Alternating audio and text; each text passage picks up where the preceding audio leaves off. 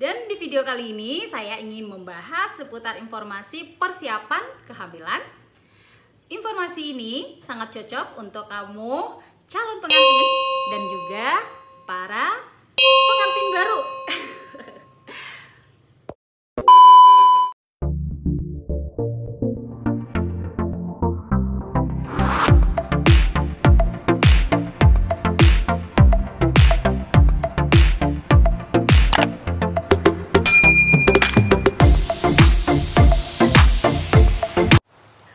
Assalamualaikum, hai semuanya, jumpa lagi di channel saya, Dewi Nugraha. Di video kali ini, saya ingin membahas informasi seputar persiapan kehamilan. Nah, informasi ini sangat cocok buat kamu yang lagi mempersiapkan rencana pernikahan atau calon pengantin, dan juga buat para pengantin baru yang tidak ingin menunda kehadiran momongan. Lalu ada pertanyaan, ngapain sih persiapan-persiapan segala? Mengapa perlu persiapan? Urusan hamil kok tinggal hamil doang. Ngapain sih persiapan-persiapan segala, repot banget. Hamil ya tinggal hamil aja lah. Suka ada yang nyinyir kayak gitu gak sih? Atau malahan kamu suka berpikiran kayak gitu? Dulu saya juga gitu loh. Di sekitar saya, di sekitar kita, ternyata banyak sekali ditemukan kasus adanya kehamilan yang berisiko atau gangguan kehamilan. Karena itu tadi, karena kurangnya kesadaran diri atau kurangnya pengetahuan kita untuk mempersiapkan terlebih dahulu kehamilan ini. Nah, secara garis besar saya menarik 2 poin di sini. Poin yang pertama, mengapa mempersiapkan kehamilan itu sangat penting, yaitu adalah untuk mencegah atau mengurangi kemungkinan kehamilan yang berisiko atau gangguan-gangguan kehamilan yang dapat membahayakan jiwa calon ibu hamil maupun janin. Kemudian yang kedua, harapannya semoga dengan mempersiapkan kehamilan secara matang, insya Allah dapat menghasilkan generasi emas dan terhindar dari kasus-kasus stunting. Oke, langsung saja kita bahas apa saja yang perlu kita ketahui untuk mempersiapkan kehamilan ini. Namun sebelum saya melanjutkan pembahasan kita, saya minta kamu untuk subscribe dulu. Jangan lupa tekan tombol lonceng agar kamu menjadi orang pertama yang mendapat notifikasi video saya selanjutnya. Poin pertama yang sangat penting sekali bagi calon bapak dan calon ibu adalah persiapan mental. Setelah kehadiran seorang anak nanti, otomatis kalian akan menjadi orang tua, menjadi seorang ibu dan menjadi seorang bapak. Seorang ibu melahirkan, membesarkan, mendidik, merawat anaknya. Begitu juga dengan seorang bapak. Di samping tugasnya menafkahi keluarganya, juga berperan sebagai pendidik istri dan anak-anaknya. Agar di kemudian hari bila terjadi konflik, kalian bisa menghadapinya dan bisa menemukan solusi karena mental kalian sudah siap.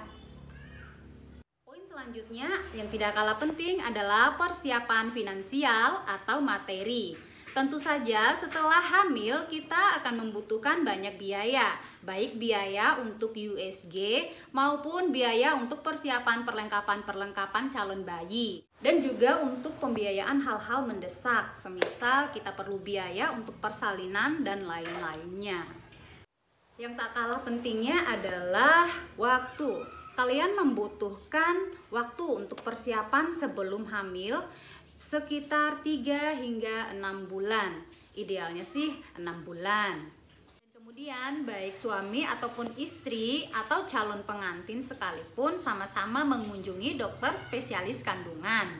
Di sana kalian bisa berkonsultasi seputar masalah-masalah, mungkin saja siklus haid yang tidak lancar, adanya infeksi ataupun keputihan, atau minta direkomendasikan bila ada keluhan untuk penyakit-penyakit genetik agar bisa diarahkan untuk diobati terlebih dahulu.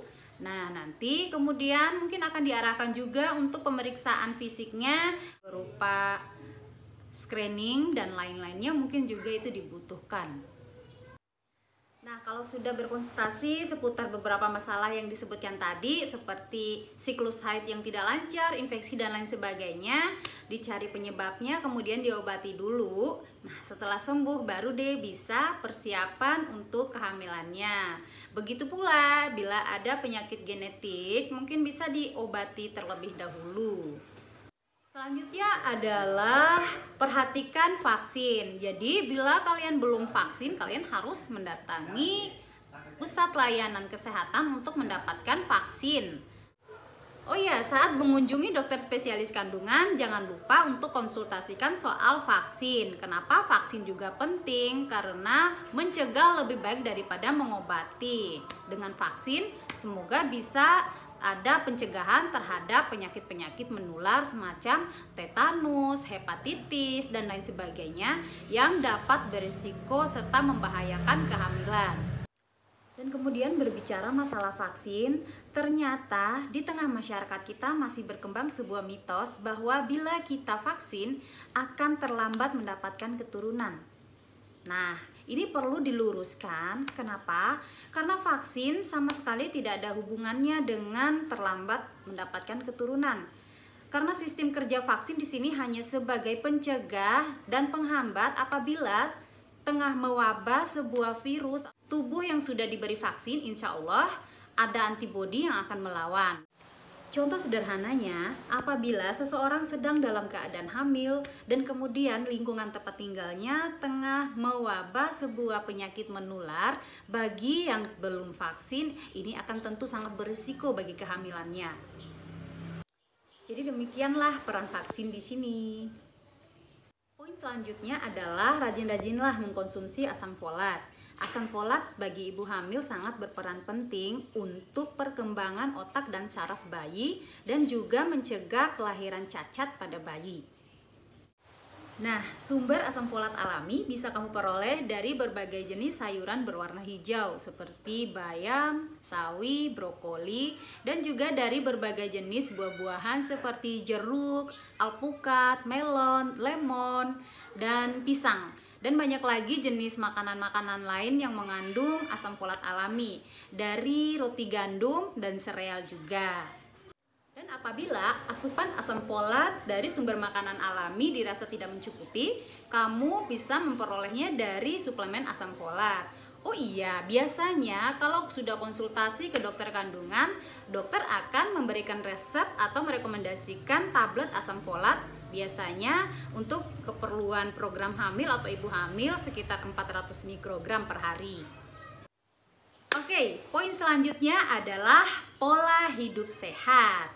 Nih, yang suka kebiasaan merokok, alkohol, drugs, kemudian juga yang suka konsumsi junk food atau makanan siap saji, dan juga yang suka makan makanan setengah matang, tuh dihindari dulu ya, karena semisal telur setengah matang atau sate setengah matang dan lain sebagainya yang setengah matang, pokoknya takutnya di bagian yang belum matang itu ada parasit atau bakteri yang berbahaya. Terus yang suka begadang juga harus diperbaiki dulu pola istirahat, pola tidurnya yang biasanya jam tidurnya sembarangan. Yang suka begadang pokoknya ya dihindari dulu, diperbaiki dulu waktu istirahatnya agar bisa teratur dan berkualitas. Kemudian juga harus perhatikan olahraga yang teratur, walaupun hanya sekedar 30 menit saja selama sehari. Ini sangat penting sekali untuk kebugaran tubuh, dan bagi perempuan, calon ibu hamil ataupun ibu yang sedang hamil, dengan olahraga bisa mengatur pola nafas, dan pola nafas ini sangat penting sekali dalam proses persalinan. Nah, terakhir adalah perhatikan juga kesehatan psikis atau pikirannya. Jangan sampai stres, karena psikis juga sangat mempengaruhi. Oke, sekian dulu informasi untuk persiapan kehamilan dari saya. Ini berdasarkan pengalaman pribadi, kemudian juga hasil konsultasi dan baca-baca juga. Saya rangkum dulu dari awal tadi persiapannya. Yang pertama, persiapan secara mental. Yang kedua, persiapan finansial. Yang ketiga, konsultasikan ke dokter spesialis kandungan. Kemudian, jangan lupa vaksin. Dan selanjutnya adalah konsumsi asam folat. Dan terakhir, lakukan atau kerjakan pola hidup sehat. Semoga informasi tentang persiapan kehamilan ini bermanfaat buat teman-teman semuanya yang sedang program hamil ataupun bagi calon pengantin. Dan sekian dulu video dari saya.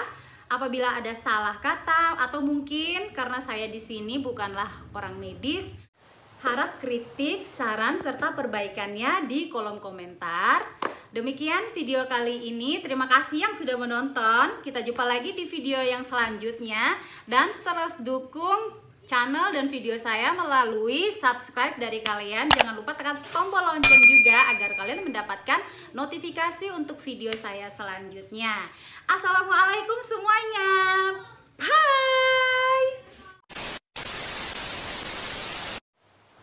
Assalamualaikum. Hai semuanya. Jumpa lagi. Aduh, bebek. Jumpa lagi.